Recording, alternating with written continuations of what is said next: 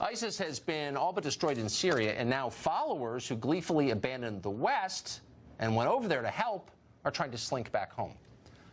Hoda Muthana is one of them. She fled the U.S. to join the caliphate and marry an ISIS fighter. Now she says she deserves to return without any serious punishment.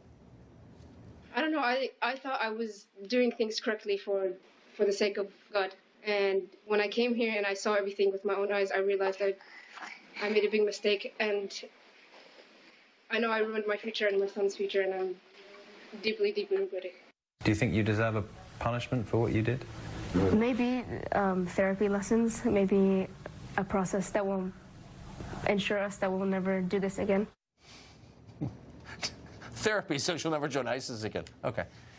As in the case of many issues, the UK is dealing with the same problem, but it's even worse over there.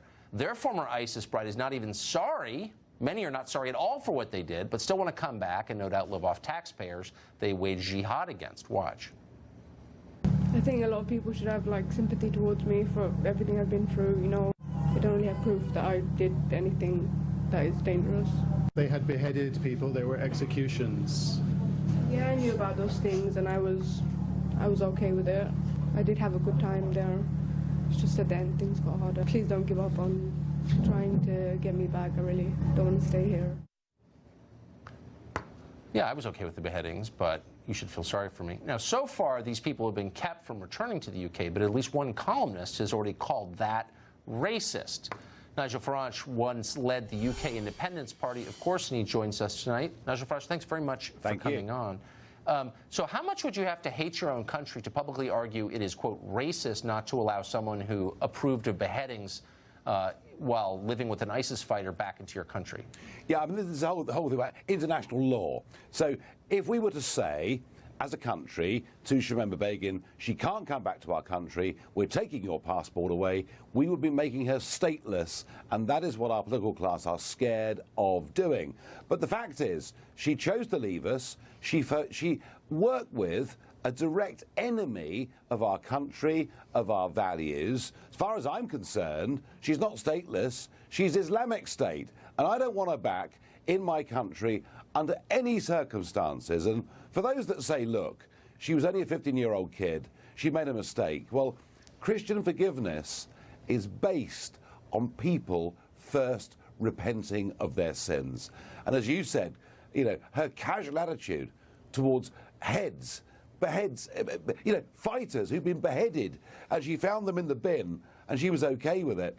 No, you know, it's possible, always possible, to forgive people for sins, but they've got to recognise what they've done wrong first.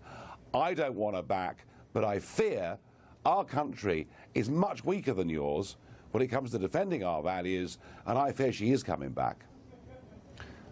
I mean, it seems, since you do live in a democracy, that there would be a market for some politician to stand up and say, you know, I'm not hating anybody else, but my first job is to protect our citizens.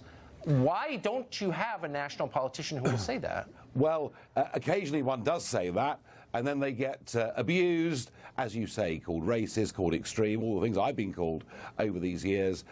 There is a consensus amongst British politicians that you don't tackle these issues. It's too awkward.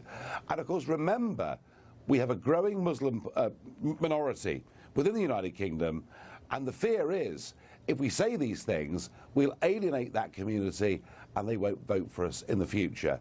And cynically, Tucker, that, I think, is at the top of the list.